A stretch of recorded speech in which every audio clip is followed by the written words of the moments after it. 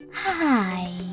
In front of me is Motorola Edge 14 Neo, and today I would like to show you how you can locate all your downloads.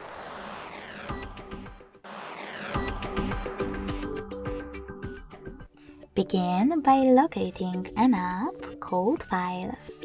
When you find it, click on it.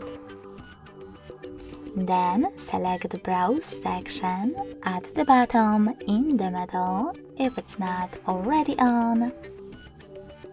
And last but not least, click on Downloads category. As you can see, all my downloaded files are over here. To access one, just click on it.